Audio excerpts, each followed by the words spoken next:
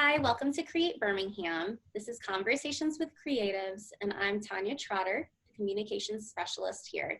And today I'm having a conversation with both Samra Michael and Alana Baumann, and they are the co-founders and co-hosts of the podcast She Well Read. Hi, guys. Hey. I wanted to talk a little bit about your podcast today because I've been enjoying it as I have been quarantined and hungry for culture and connectivity and connection to others. And Samra and I have some interloping circles. And so that's how I heard about it. And I enjoyed it so much. I wanted to reach out to both of you to talk about it a little today and some of the other things that you do in the city. And I'd love for each of you to give a little introduction about how you made it to Birmingham and aside from She Well Read, what you do. Sure. And thank you so much for having us on. We are honored. Yes, absolutely. Lana, take it away. It's always that game of who's going first. So hi, I'm Alana Baumann. I am originally from New Orleans, Louisiana, and also / Houston, Texas, also / Katy, Texas. But I've been in Birmingham for 5 years. I graduated from UAB last August. Go Blazers. And that's where I met Samra, and we became best friends, and through our friendship, this podcast was born. So I work for Blue Cross Blue Shield of Alabama. That's my, what you would say, 9 to 5. And then She Well Read is my passion project / dream project thing. Right. Yeah. Same. It's like no. Yeah, the last part is same. But I was born in the South, in Georgia, in Atlanta, and so I've always lived kind of in the Southeast. I moved to Louisiana for a little part of my life and then ended up here since I was 9. So you could say I'm from Birmingham. I consider myself from here. My 9 to 5 is at Level 4 Wealth Management, where I work as a client service associate. So kind of like finance and a little bit of admin work. And I also enjoy fashion. So like you said, we travel in kind of similar circles, Tanya, and know each other through Lacey and Maggie Woodruff from Basic, which we love Basic. And then, yeah, so She Well Read is my passion project as well. And we've just really been blessed that so many people have like really invested in this project with us. We have so many people like Kim and Mackenzie who help us out. We don't do it all ourselves, but we really do enjoy what we're doing, and we feel like people are responding in a positive manner. So we're going to keep going and see where it takes us. Yeah, absolutely. Well, as I mentioned earlier, I was kind of surprised at how young you both are. I knew that you had graduated from college recently, and I started listening to the podcast, and I felt such a connection with the themes of female friendships and just similar life experiences that were really refreshing to me because I'm considerably older than both of you are. And when I was 22 and 23, I was not as together as both of you seem to be. And you're giving out the discussions that you have, especially about female friendships and careers and just a perspective on what's happening in the world and with relationships and whatnot. I didn't learn those lessons until much, much later. And so I think that it really says something to your generation in how you've grown up, like we were talking about earlier, with the internet and being so well informed. And it's incredible. Like, I think that your generation has to be the most well informed of all the generations that have come up. How did this platform manifest? What was the catalyst to get you started on putting this together? Yeah, so this, I was like, I got It's a this. big question. Take it away. So basically, I feel like Samra and I, we both graduated together in August, and we were both looking for something like, yes, we needed, to go find our big girl jobs to, get our career started, but we also wanted something that was for us and that we were super passionate about and that we wanted to spend the extra time pouring into, and that would not only be like a project that we hope to turn into a business one day, but something that we actually enjoy doing for fun outside of work. And so that's kind of how this was born. So we both realized that, we both loved reading for fun, but once we got to college, it was kind of hard to do that. Reading for fun is basically reading a textbook. So we didn't really have extra time for reading books we actually wanted to read. So once we graduated, Samra came up with the book club idea of, gathering women together, reading on topics that affect all of us and that we're all kind of facing kind of at the same time, or like you could have been going through that before, and like just a medium to talk about those topics. And I had recently gotten into seriously listening to podcasts. And so I was thinking, I was like, this would be great if we could like have this traveling podcast where like you could throw it on in the car and listen on your way to work and just, start this community of people who read or want to get into reading or fell off from reading like we did, and just create this platform. And Samara was like, that's genius, let's do it. So that's kind of how She Well Read was born. That's it, yeah. Mm-hmm. Well, you can definitely sense the level of friendship when you're listening to the podcast. You guys have such a great flow together. Everything always feels really conversational. And I love that you find ways to empower other women. And in addition to the book that, I guess the first book that you're working through, and where I started listening was Text Me When You Get Home by Kayleen Schaefer. You've also been having kind of community conversations in a way about things that are just going on in the world. Do you feel like there is no topic that's off limits, or do you try to stick to a certain curriculum, for the lack of a better term?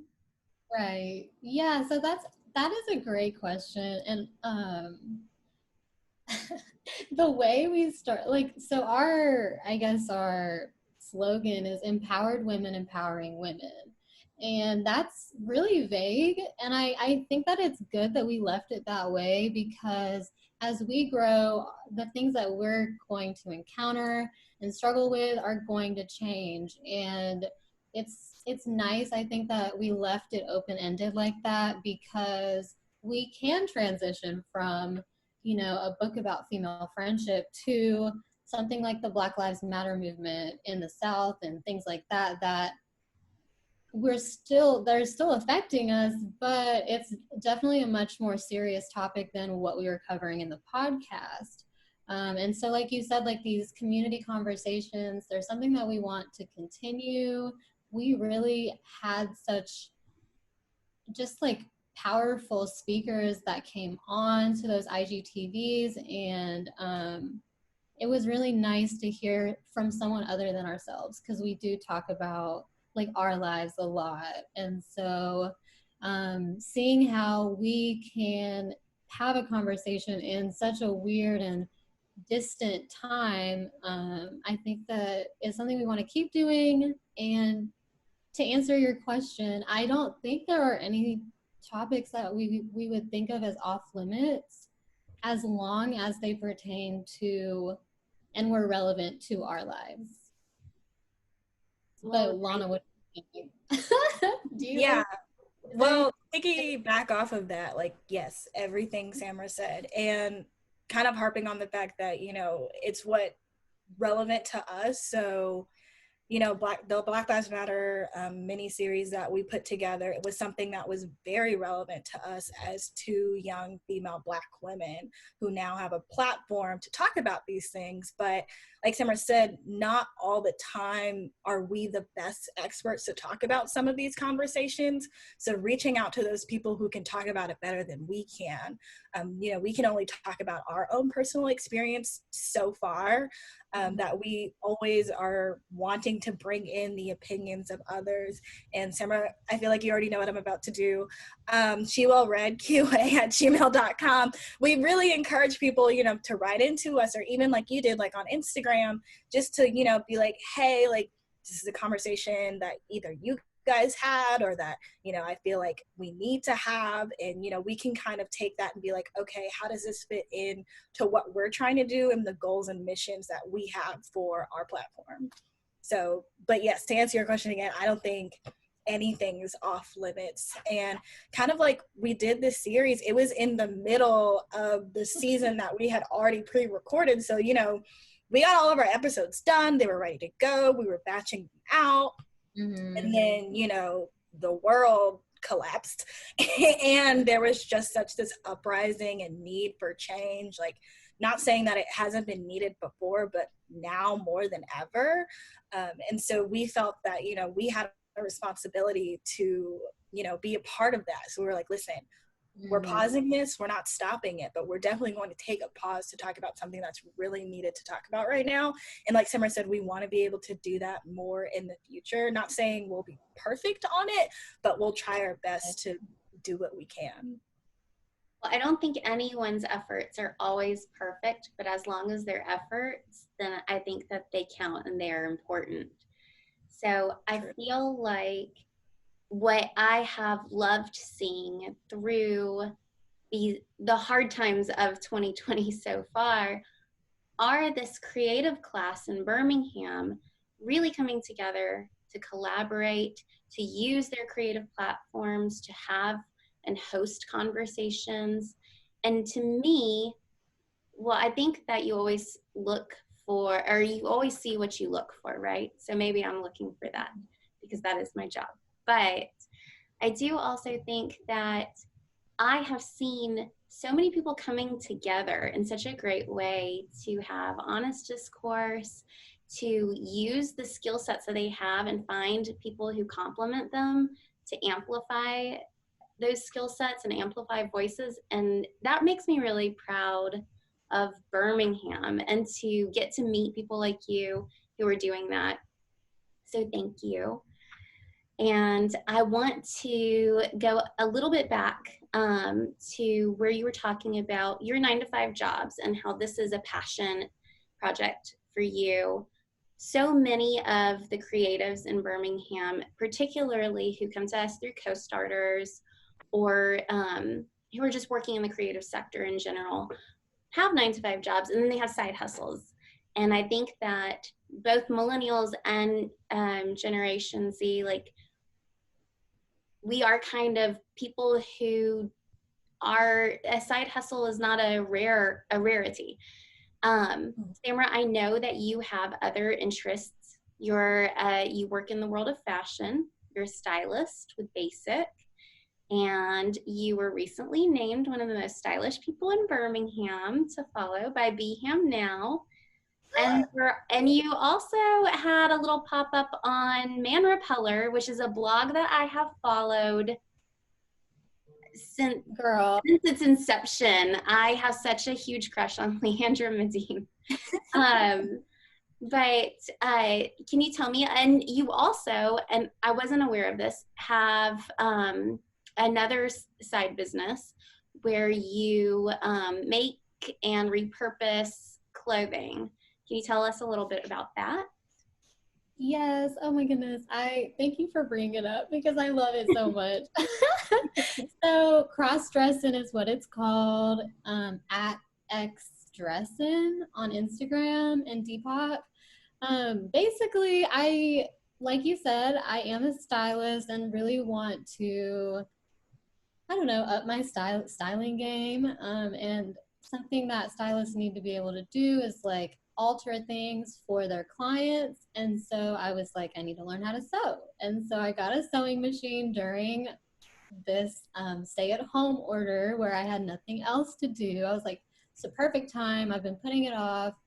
So I got my sewing machine and I figured since I go thrifting so often and need to like practice this whole upcycling situation for my sustainable lifestyle that I'm trying to live, I was like, I might as well just like start this little shop and help other people who I know are interested in being more sustainable and trying this out. Maybe we can all do this together. And so I started cross dressing for that reason. But it's been a great process. We We've been doing like the t-shirt type of situation right now where we're selling what I'm calling solidarity tees. And so 50% of the proceeds for that are going to bail funds in Alabama that, like, whether it's Montgomery or Birmingham, Hoover, and things like that, where people are protesting and being arrested and have to pay these bail fees. And so we're doing our part, and just it's kind of a slow moving thing since I've got She Well Read obviously and basic in my 9 to 5, but I think that it'll be I think it'll be great. I'm enjoying it. Well, that's great. I like to hear what everybody has been shifting to experimenting with during this time. Alana, Yes. have you picked up any new skills while we've all been quarantined with lots of time on our hands? When you said that, like my first thought was no. But then I thought about it, I was like, oh yeah, I started making like Oreo truffles like randomly. No. Uh, yeah, it was something that I'd seen on TikTok that I was like, ooh, that sounds really good. And so I started making them, and I got a lot of feedback from my family and friends and even Samra, who were like, you should like really consider this as like, another side hustle of, selling these. And I was like, are they that good? And so that's something that I've started to dabble in just a little bit, still trying to work out the kinks with that. But also I kind of started to transition into thinking about creating a blog that I've been wanting to do for a long time, kind of a personal blog, just based on different life experiences. So like She Well Read is one way that I get to share those stories and share some of my experiences, but I feel like this blog would be where I could share even more, and things that I wish that I had like in college or high school, or even now like going through the transition of like graduating and finding a job and trying to figure out what your passion is and what your place is in this world. Just different articles and things like that, and just different things that we see in the media. And there's so many things that I like to talk about and could talk about on this blog that I was like, it wouldn't be a bad idea. And another thing that I do is I started couponing, which Yeah. has been really fun, and it's become like the fun thing I get to do in quarantine, since I can't go out and do regular things. So even writing on that, like Samra always tells me, she was like, anytime there's a deal, like you always know about it before I do, and like tell us and all those things. So I was like, that's another thing I could talk about on the blog. So it's something that I'm creating and coming up with that I'm hoping to launch in the next few months. So stay tuned. That's super exciting. And my mom and grandma would be so proud of you. I think they wish I had that like thriftiness factor of like seeking out coupons and, and doing that. It's Yeah. fascinating to me in theory. I don't even know where I would start, but I could start by reading your blog, and then I would Yeah. know. Exactly. And like Well, I I'm learned getting from it. someone I follow on Instagram how to do it. And so I feel like just passing along that knowledge, it's great. And that's kind of what we need right now. That's awesome. Well, I've had this conversation with previous subjects, and I think that maybe there is a shift happening with generationally. I know that when I was growing up, I was not, women, I think in particular, and especially women of color, were not pushed to pursue creative careers. I can't, I can't Sorry. tell I you. think I feel like it's probably one of her cats. Oh, stand by. Yeah, I was like, that sounds like something. I will say, like, having an immigrant parent, I think that there was some pressure on me to seek out something that was like a for sure thing and not necessarily pursue writing or fashion or the things that I was naturally curious and good at. Not because I didn't have great parents, it's just, it was a concern. They wanted me to be able to find something, have plenty of career opportunities, and support myself. And so I would say that's my personal experience. Do you Yeah. did you feel that way growing up too? And or did you feel like your creativity was fostered, or did you feel like, have you felt like it's something you've had to push for? Yeah, I definitely feel like it's kind of a mix of both. Like, it was definitely something that was encouraged, like, foster my imagination and come up with different ideas and, find a passion. But I feel like with the environment that I grew up in, it was kind of hard to do that or to even figure out, like, what am I even actually interested in? Like, what are my true passions? Like, Mhm. I feel like a lot of things were just things I saw that was like, oh, okay, that looks cool. And I feel like I could do that. And then like went towards that. But now that I'm older and kind of coming into myself, I like to say, and finding my own personal things. And I'm like, actually, I'm more interested in this or something like that. Like how She Will Red was born. It was came out of a place where it's like, okay, I need to find something that I'm truly passionate about that I can do outside of just going to work. Not saying that my job is horrible or anything like that. Love my job. But just something, personally that was for me and that I felt like I could be making a difference in the world, which is something that I've always wanted to do and to find and foster. So I feel like, kind of like you've been saying, with our generation, that's really come out and very much encouraged, especially during quarantine, where it's kind of like, that's something you have time to do now. Like, you're kind of forced into finding those things. And I've seen so many things created from, like, not even just us, but like our friends and family that are doing all these things. I'm just like, yes, this is awesome. Like, I love when I see other people like finding their passions and finding what they feel like is their place in the world, because I feel like at the end of the day, that's what we're all trying to do. So that's my take on that. I love that. And Samra, you walked away for a part of this, but it's okay. Um, I was just basically asking if you felt that you were pushed into uh, finding a career that was something more traditional, or if you always had this sense of imagination and innovation and a strong creative backbone. And if you felt that was something that was supported growing up, or if that was something that you kind of had to discover for yourself or push for yourself. that's a great question. Yeah, so yeah, I think that I always kind of had that creative backbone.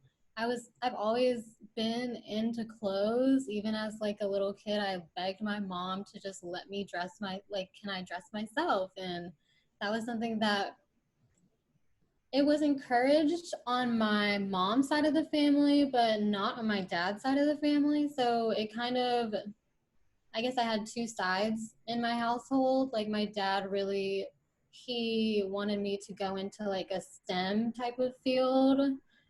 So like more like math and science.